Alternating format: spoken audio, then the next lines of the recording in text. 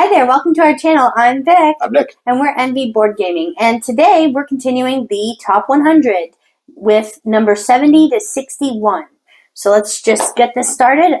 These videos can be a little long sometimes. So number 70, me first, right? Yep. Number 70 for me is a game that I don't love the name of. But we played it again recently and I can confidently say it's on my top 100. And that's Praga Caput Ragni. I really like it. The eggs are cute. There's a lot of stuff to do. And I like all the choices. I don't feel like I'm doing the same thing when I play. So Yeah, big game, huge board. When we did a teach on that, we had a couple cameras, which we don't usually do. But this one is just needed. It's just a massive, tall board. Yeah. And yeah, straight up Euro. A lot of busy artwork in there too. All right. Mm-hmm. Number 70 for me is a cooperative game that we don't play it too often anymore, but it is still on the list. It was previously number 59. It is now 70, so not too much change. I also played this. I taught this to our friend Nate. This is called London Dread. Oh, yeah. London Dread is a cooperative game that scales really well. We like it at 2, but it's not necessarily made for 2. It adds some ally cards to let you play it at 2. It works really well. It's like a programming type game. We are programming where you're going to be when you and your partner are trying to overcome the most obstacles in these different regions of the board. And it is cool that you're programming before and you see how everything works out. Then you have one big, massive conflict at the end. It's cool. Yeah, I know. I do like that too, that showdown. Yeah. And it's fun to work together. Always like a co-op. And the whole time you're in the game, you're increasing your odds of that final showdown. That's the whole purpose. You're earning more dice that you can roll for that final showdown. Yeah, it's neat. I like it for sure. The programming's cool too. So my 69 is a cute game with animals that we can never find a place to put the tree, but that's all right. We got the expansions. The game is great. It's fun. It's approachable for new players. And that game is Everdell. I like the combinations of the animals with the places that they'll live. And Spirecrest, is that the one we That's one of them. Spirecrest, Belfair, are the two that we play with. Those are the ones that I like the best. I knew he'd know. But I just love playing it. I like introducing it to people. I like its simplicity, and you're always doing something, maybe a different strategy each time, depending on the animals you have. And it's more complex than you think, actually. Mm-hmm. Like when you're explaining to people, you don't realize, this is not a gateway game. Oh. And yeah, to me, you can't really explain I don't know, it's a bit much with the options you have in the cards. Let me teach it. No, I'm just kidding. Number 69 for me is a game it's not a new game, but we just learned it. It is just brand new, so it's Anachrony. Anachrony comes in at 69. Just got to slip in because another game slipped out as we played it. So we got to slip Anachrony in here at 69. And it is a worker placement game. A lot going on. It's a little bit meaty. We have an expansion for it. I backed it on the Voidfall, actually. There was a Voidfall Kickstarter, and I was like, all right, well, I can get Anachrony with this. So I did that instead of the Voidfall, actually. I really enjoyed it. And anything that has a twist on worker placement, I tend to enjoy. You'll see that again on this 10. This one is you're traveling back in time, or you can travel back in time. You have a lot of things you can do. You can borrow things from your future self that you need right now. There's paradoxes that can come from that. So it is pretty thematic, and it's pretty awesome looking too. We don't even have the minis for it, but I'm interested. It's just the only dock on this game is it takes a little too long. Yeah, it does take a while, and it's nice that it has a finite end, like that you'll get to eventually, but I like the game so far. My 68 is a game we haven't played in a long while, but it is always fun, and we like the expansion as well for it, I believe. And this game is Targi. I like going around and making interesting decisions about the intersections of these pawns it put out, what you're going to ultimately end up taking, and the sets you're going to build on your tableau. I like that. You know what the expansion's called? Salt. No, I don't know. That was my first thought. No, it's not. It's called the expansion. It's Targi the expansion. They couldn't come up with a better name. So Targi the expansion. We should have done salt. It could have been water. That's what I think you get, right? Those bottles of water. Right, that's true. Yeah, it makes more sense. Targi, good pick. Great 2-player game. 2-player only.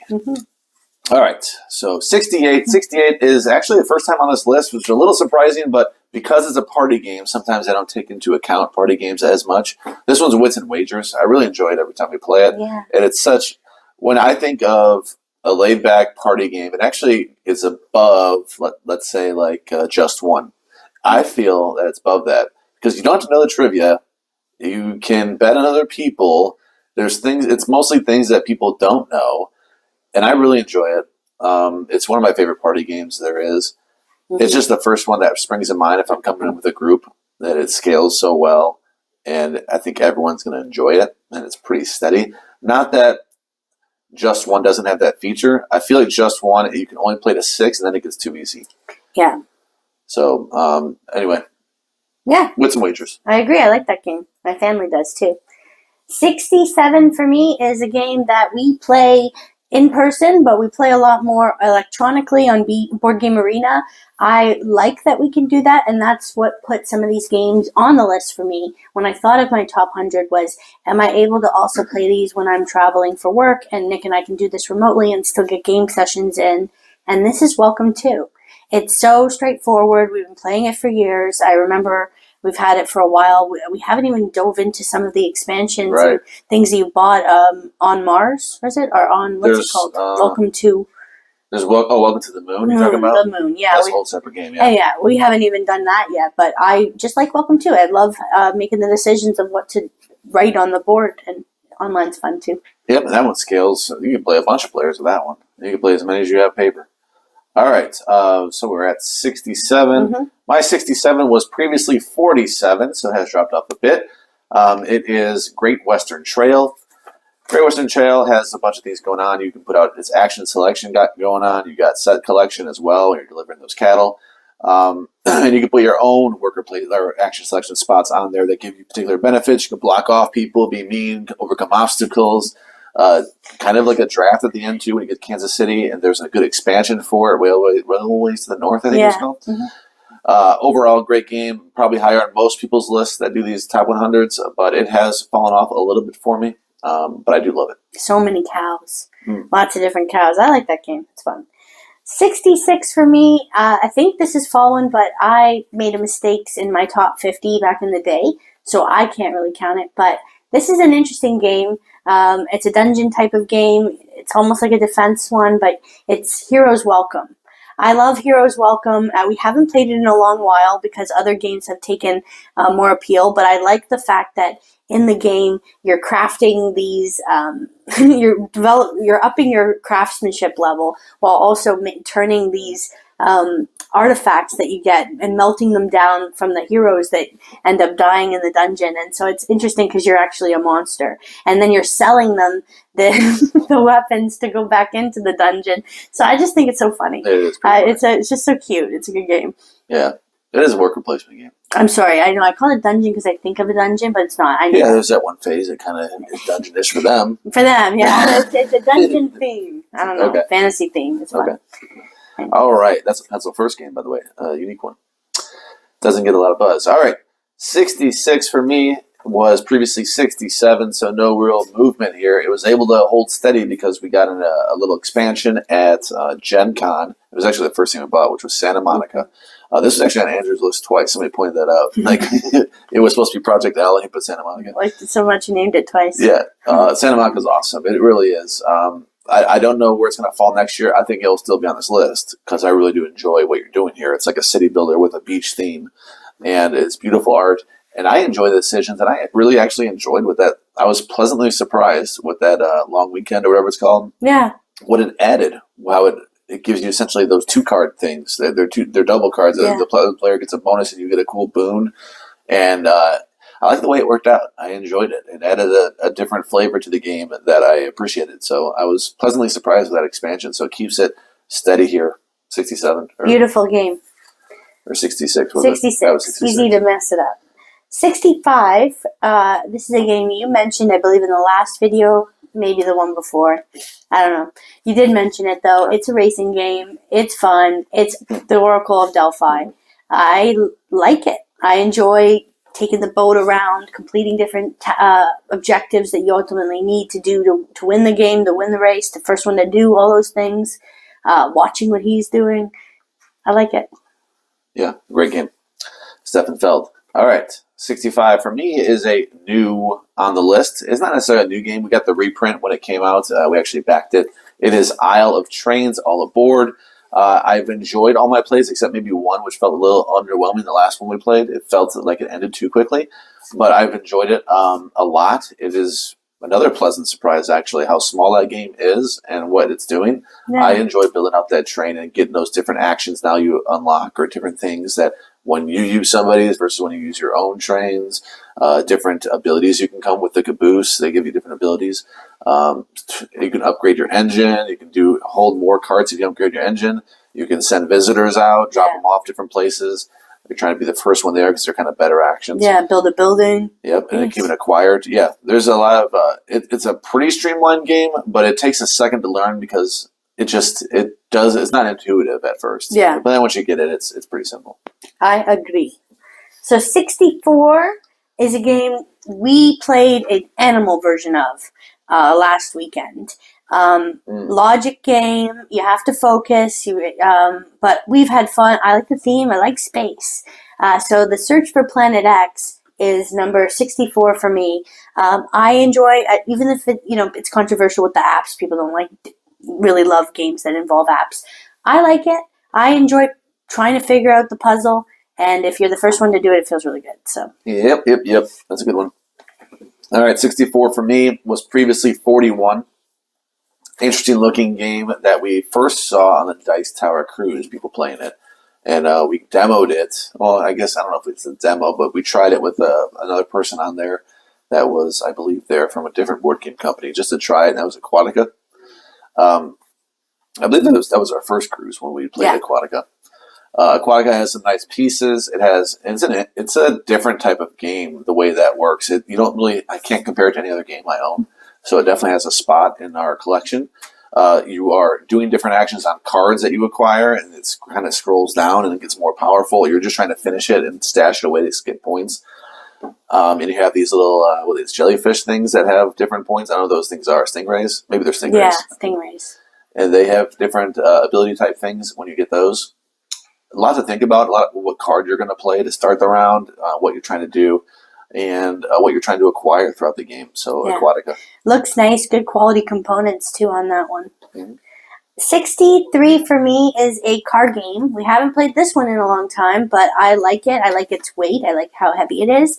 I think we've played it at 2 and 4, and probably mostly at 4. But it's Kanban EV.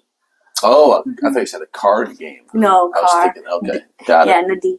Kanban EV. I like it. I enjoy the challenge of the game, and I have had fun playing it. We should play it again.